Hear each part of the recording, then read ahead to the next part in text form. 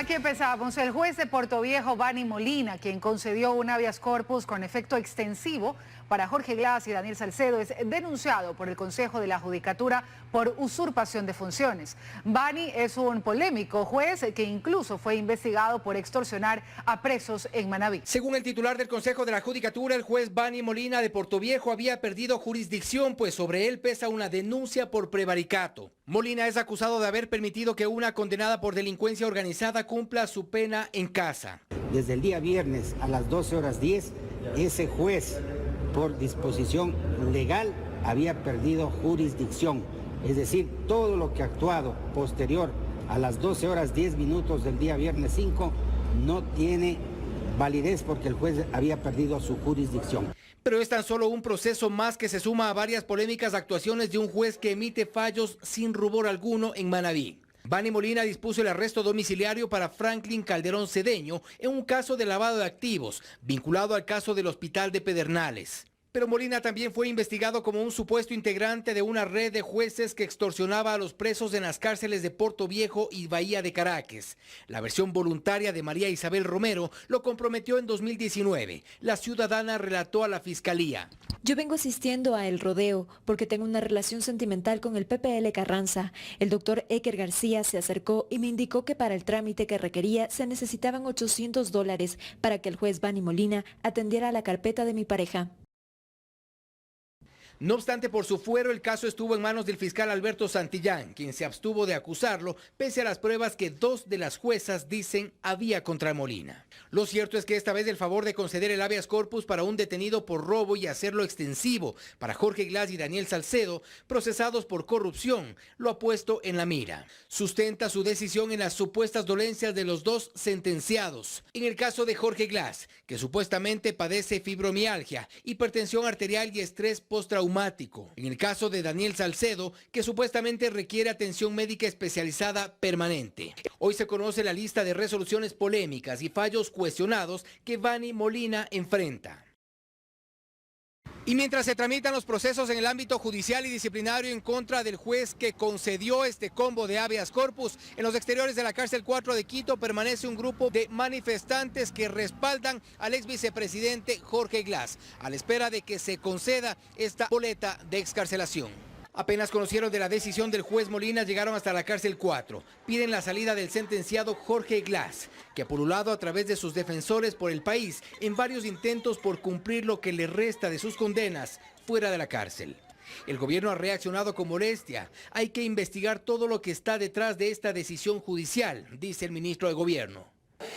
Hay algunas irregularidades dentro de ese proceso y lo que va a hacer el Estado ecuatoriano a través de las instituciones públicas es asegurarse de que cualquier decisión que se tome no atente contra la seguridad jurídica de los ecuatorianos ni tampoco contra el ordenamiento jurídico. Hoy se revisará a profundidad lo que ayer ya se detectó a primera vista. Lo cierto es que de momento hay una boleta de excarcelación y la decisión de un juez al que por este favor se le suman procesos penales y posibles sumarios.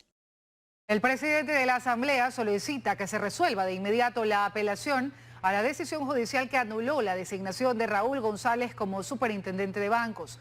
La audiencia, que se realizará en la Corte Provincial del Guayas, aún no tiene fecha.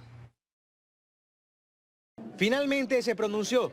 Lo hizo a través de un oficio enviado a los titulares de la Corte Nacional de Justicia y del Consejo de la Judicatura. El presidente de la Asamblea Nacional le solicita realizar las acciones correspondientes para garantizar la independencia de funciones y evitar que desde la función judicial se interfiera en las demás.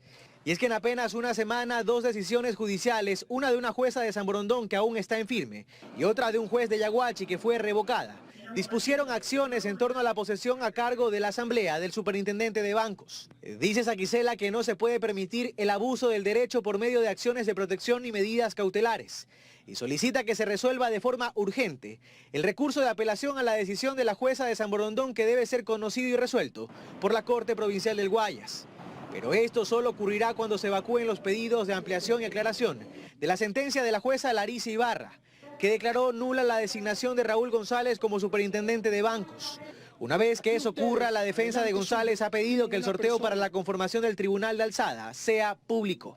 En tanto que el presidente del Consejo de Participación Ciudadana, Hernán Ulloa, ha iniciado el proceso para el tratamiento de la nueva terna enviada por el Ejecutivo.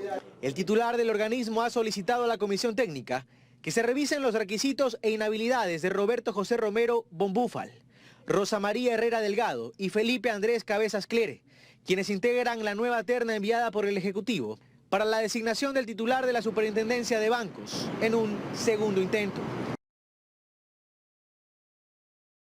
Un caos jurídico, eso es lo que existe en el país, según dos expertas. Para ellas, el abuso del derecho por parte de los jueces durante las últimas semanas hunden a Ecuador en un completo desorden institucional que nadie parece estar dispuesto a parar. Ha sido una semana nefasta para la justicia, sostienen. Estas dos juristas no dejan de sorprenderse y asquearse ante lo que está pasando en los juzgados del país. Estamos ante un caos jurídico fáctico. Esta es otra de esas semanas nefastas para la justicia constitucional. Si bien Pamela Aguirre cree que es necesaria una reforma a la Ley Orgánica de Garantías Constitucionales, ambas concuerdan en lo peligroso que sería que se le reste derecho a ciudadanos que sí están siendo vulnerados, a limitar estas garantías por el manoseo de la justicia.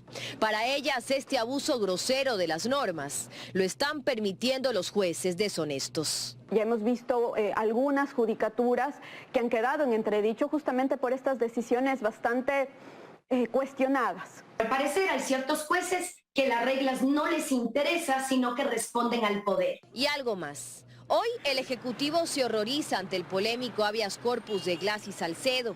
A Araujo le sorprende que se haya dicho poco sobre el fallo que dejó al superintendente de bancos anulado. Porque cuando hay decisiones que al poder político, por más ilegales que sean, les favorece, ahí sí guarda silencio. Solo cuando no les gusta lo que se decide, ahí hay la reactividad. Con jueces dispuestos a otorgar sospechosas libertades, a retirar o mantener cargos de alta importancia, con un consejo de la judicatura que sanciona severamente en unos casos y ligeramente en otros, y con altas autoridades reaccionarias o indiferentes de acuerdo a la situación.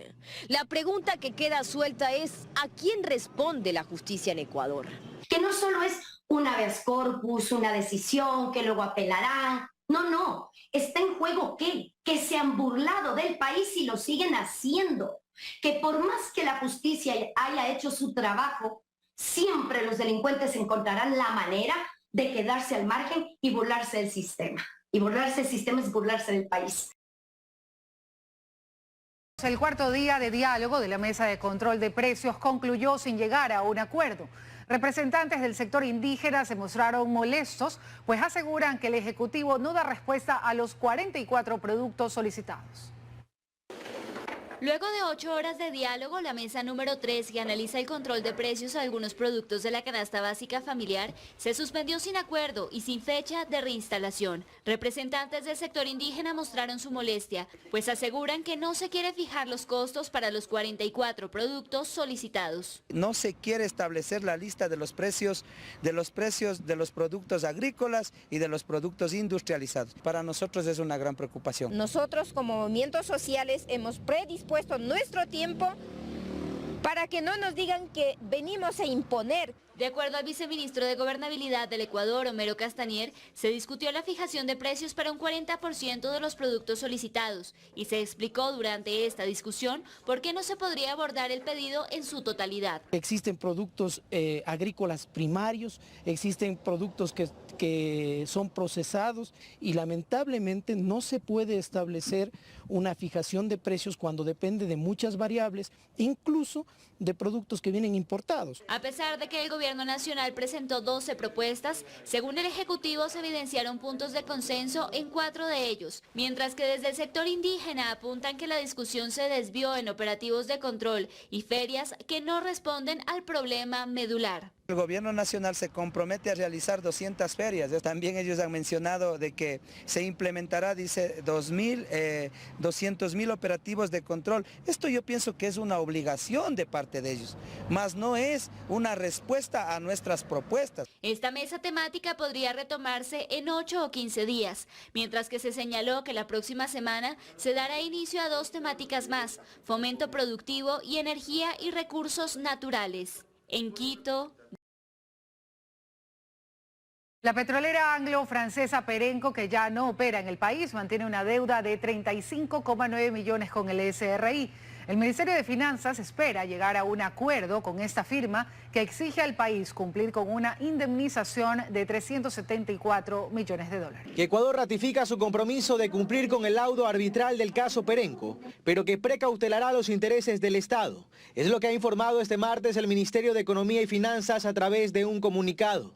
En él asegura que la petrolera anglo-francesa, que ya no opera en el país, mantiene una millonaria deuda con el Servicio de Rentas Internas y que eso ha dificultado el pago del laudo. Según la página web del Servicio de Rentas Internas, Perenco adeuda casi 36 millones de dólares, por lo que, asegura el Ministerio de Finanzas, se busca llegar a un acuerdo con la firma para establecer un mecanismo de pago hasta que se alcance una definición legal, tema que se está tramitando en instancias judiciales en Estados Unidos. En junio de 2021, ante el CIADI, Ecuador se comprometió a pagar la deuda que mantiene con Perenco, que asciende a 374 millones de dólares. Luego que un fallo internacional concluyera que Ecuador terminó ilegalmente los contratos que mantenía con la firma para la explotación de los bloques 7 y 21 en la Amazonía ecuatoriana. Una disputa que data de 2007, cuando el gobierno ecuatoriano emitió el decreto 662, con el que incrementó las ganancias del Estado sobre el excedente petrolero, de tal forma en que el 99% de dichos excedentes pasaron a las arcas estatales y el 1% quedaba en manos de la petrolera. Perenco argumentó que esto significó la expropiación de su inversión y una clara vulneración del estándar de trato justo y equitativo. El CIADI les dio la razón. Según el Ministerio de Finanzas, en 2022 esta deuda está registrada como una cuenta por pagar de años anteriores. Adicionalmente, esta cartera de Estado recalca que no ha tenido problemas para pagar a los tenedores de deuda ecuatoriana y que su capacidad de pago no se ha visto afectada por la decisión judicial tomada en Luxemburgo, donde según Pablo Arosemena, ministro de Finanzas, el Banco Central del Ecuador no tiene inversiones. Todo apunta a un comercial de campaña en que Donald Trump afirma que podemos ser grandes otra vez, a solo horas del allanamiento de su mansión. Pensé que se iba a lanzar a la presidencia antes. Ahora estoy más seguro, dijo el senador republicano Lindsey Graham, tras hablar hoy con Trump. Sin conocer detalles de la investigación criminal, la mayoría de los republicanos ha cerrado filas en torno a él. Nosotros estamos convencidos de que esa es una extralimitación de poder de la administración Biden, es una venganza. Hasta el exvicepresidente Mike Pence, posible rival de Trump por la nominación del partido, dijo que el secretario de Justicia tiene que explicarle al país y de inmediato por qué avanzó contra Trump. Evidencia, afirma este analista demócrata, de que el partido republicano perdió el norte. Ya se han atado a la ideología, a la política de Donald Trump y a la imagen, lo que la persona que es Donald Trump. Y para ellos eso es suficiente para manejar una agenda que ignora la ley, que ignora la realidad y los hechos. Nos enteramos como el resto del país. Nadie nos avisó qué pasaría, insistió la portavoz presidencial. Y repitió más de una veintena de veces que no va a comentar al respecto. También con cautela y asegurando que espera conocer más detalles. Nancy Pelosi aseguró que nadie está por encima de la ley, ni siquiera un expresidente. La líder demócrata negó que las recientes victorias de candidatos trumpistas en las primarias los tengan temiendo una derrota política en noviembre y un regreso de Trump a la Casa Blanca en el 2024. Fíjese esta historia que seguramente le va a inspirar a escoger lugares donde se privilegia la mirada, donde se privilegia el tacto y sobre todo el dejar a un lado la tecnología que a veces nos enajena. El propietario de un restaurante de comida italiana en Fort Worth, en Texas, se ha propuesto que la experiencia de comer fuera de casa dé un giro de 180 grados y es que los comensales deben cumplir con una condición, Rebeca. Una condición en el establecimiento que hace una semana abrió sus puertas y que tiene capacidad para 40 clientes, no se puede utilizar el celular. ¿Irías? Sí, pero por supuesto. Me encanta la idea. Y para ello, los teléfonos son guardados con un seguro en unos estuches especiales que solo se abren a la salida del local. Ahora, no es gran cosa, dice su propietario, pero busca que este espacio de apenas 1,700 pies cuadrados, pues sea un lugar donde los comensales se desconecten y realmente, digamos, se desconecten de la tecnología y se reconecten entre ellos, ¿no? Vamos a ponerlo así, para evitar las distracciones y al contrario, pues puedan platicar. Porque muchas veces, ¿cuántas personas no ves en restaurantes que están sentados frente a frente y en sus celulares? Eso es ya parte casi de todos los días y de todas las personas. Y si durante su estancia en el restaurante alguien necesita estar localizable o hacer una llamada urgente en su mesa, bueno, se le pone un antiguo teléfono fijo de discar, como el que tiene en pantalla. Y como eran los restaurantes hace décadas, tú ibas a un restaurante y te llamaban al restaurante o te llamaban al bar y tú contestabas. Y funcionaba. Está ubicado en el distrito histórico, decíamos, de Fort Worth, conocido como Stock Yards. También tiene un código de vestimenta, es decir, los hombres siempre deben llevar chaquetas y si no tienen, no se preocupen porque el local se las presta.